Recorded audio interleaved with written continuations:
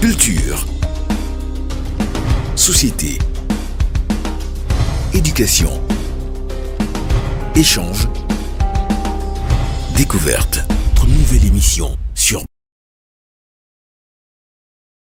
Merci, monsieur le journaliste. Je crois que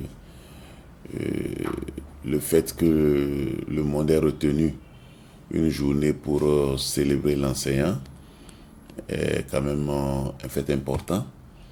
Et normalement, tous les pays qui acceptent de célébrer cette journée mondiale doivent sortir du folklore.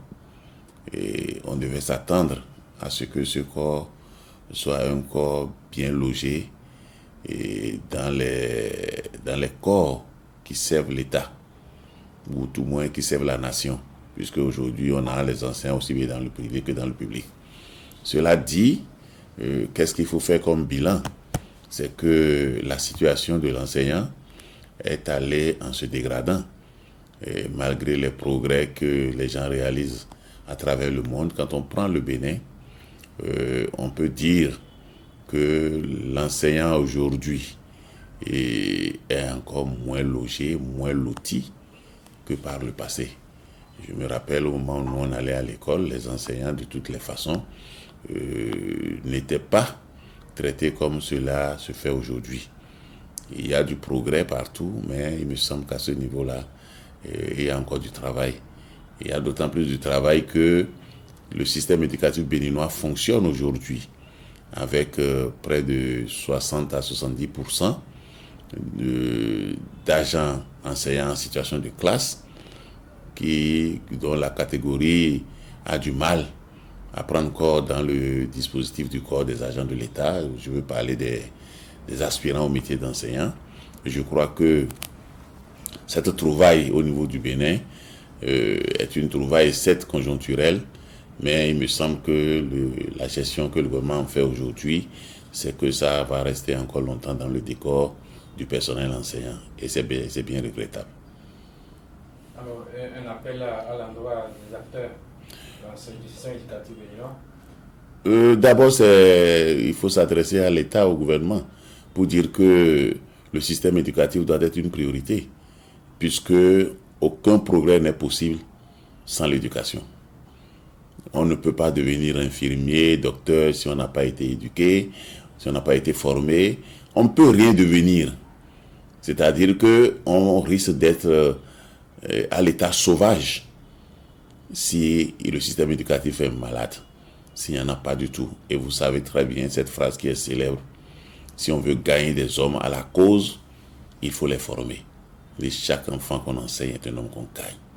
Donc il est évident que l'enseignement, l'éducation est précieuse.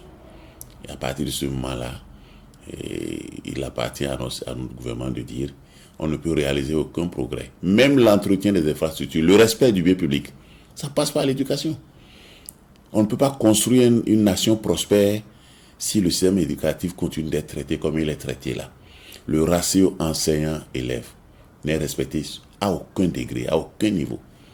Et les écoles normales qui avaient l'habitude de former les enseignants, ces écoles-là patinent aujourd'hui. On nous dira aujourd'hui qu'on veut mettre l'accent sur l'enseignement professionnel et technique, mais il est évident aussi là que là aussi, il s'agit de l'éducation. Il s'agit de l'enseignement. Donc, c'est clair aujourd'hui que la clé de notre développement se trouve dans le système éducatif.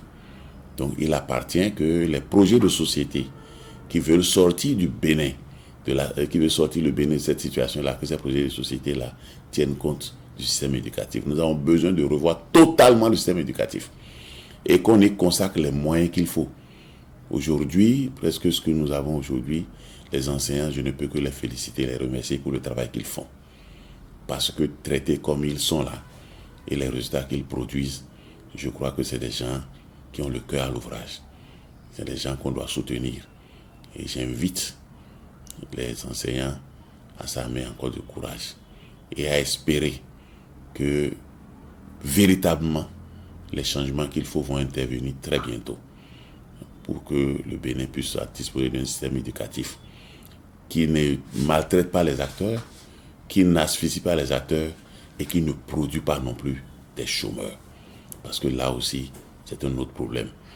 Les acteurs du système, les enseignants sont, disons, un maillon, mais la qualité même du programme de formation, tout ça là est à repenser.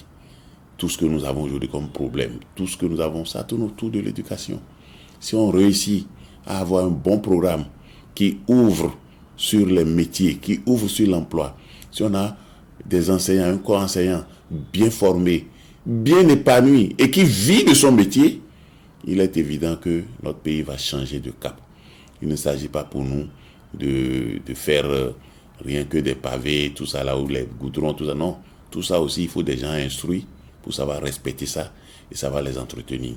Donc tous les investissements qui sont faits dans un milieu où les gens n'ont pas l'éducation de qualité, ces investissements-là sont voués également à l'échec.